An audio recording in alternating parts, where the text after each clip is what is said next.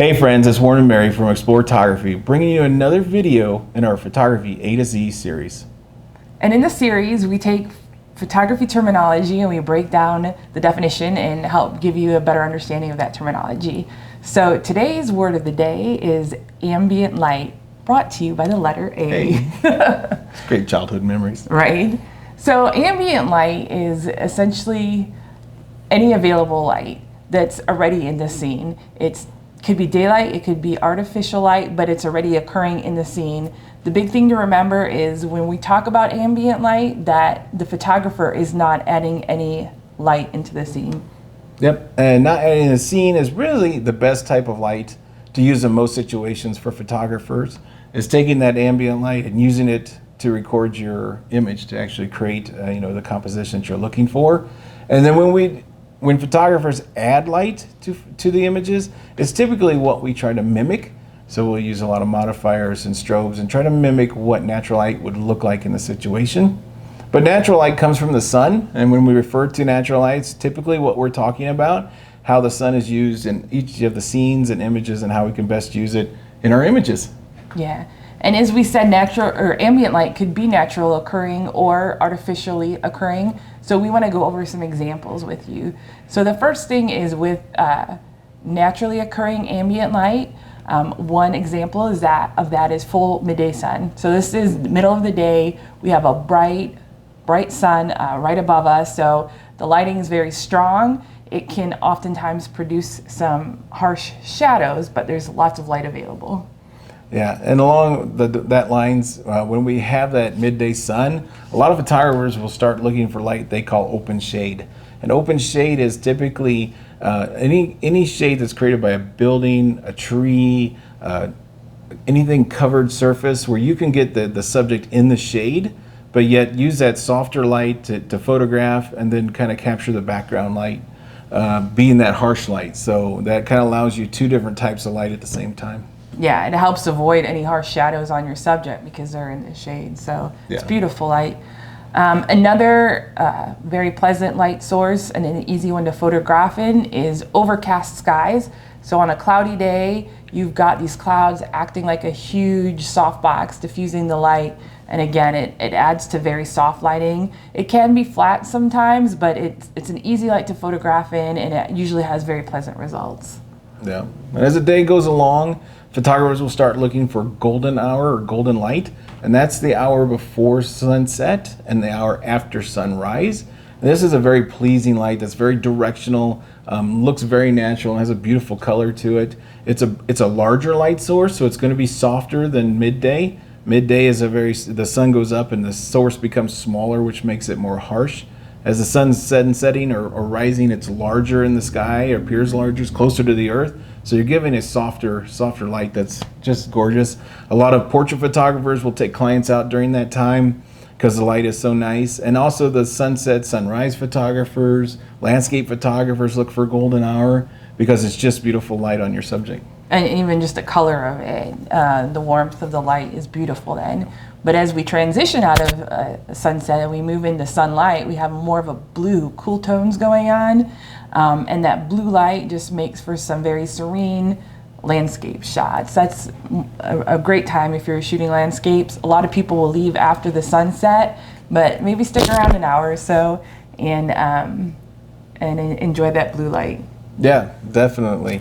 The blue light leads us to the sun going further down and the moon being in the sky, and that being our light source. So moonlight is a type of light that's reflected off the moon. The sun is actually reflecting off the moon reflects it to the earth, and it is a very, on like full moon days, it's a beautiful light. It's a lot of fun to go out during and landscape shoot in the moonlight, and there's some really nice black and white images that come from that, and it's a lot of fun. That moonlight adds a lot of texture and dimension to those nighttime photo shots that you don't get in the absence of that moonlight.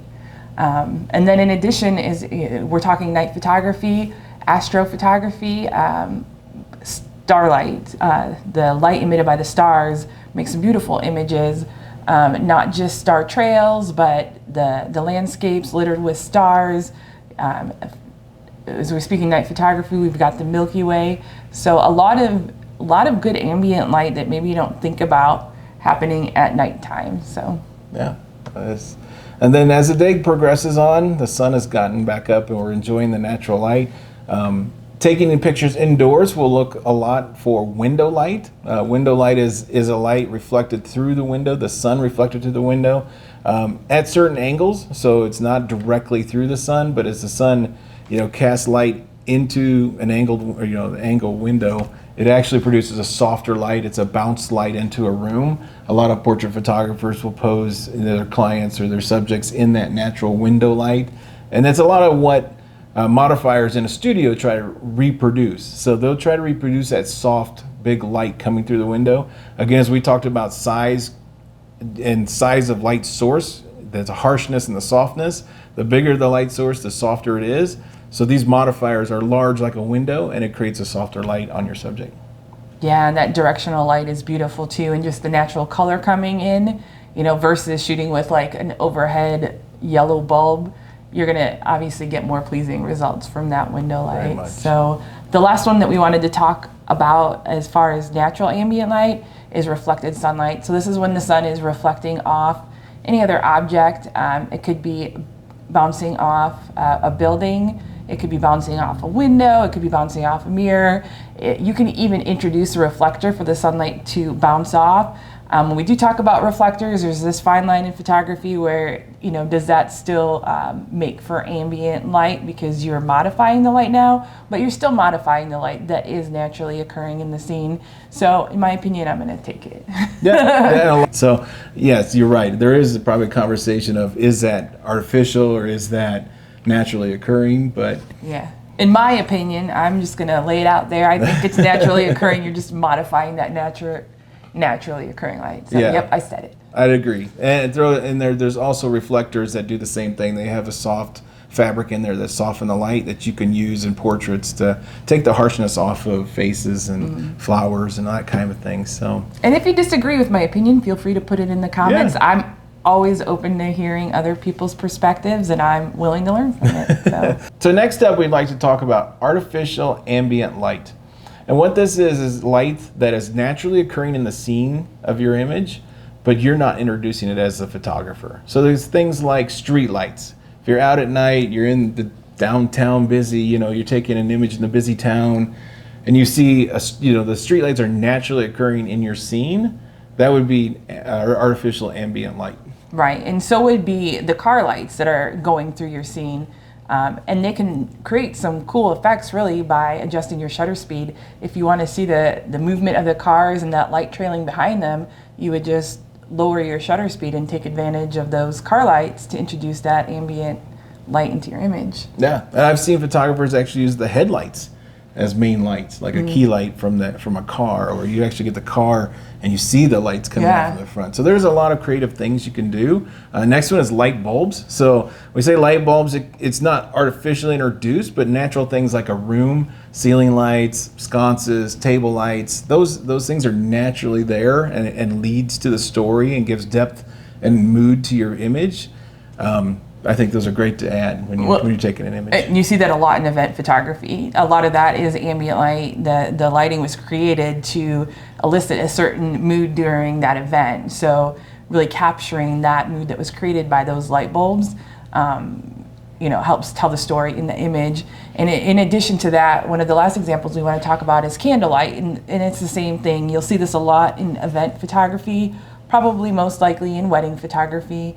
And you really want to capture that romantic vibe or that romantic feel in the room.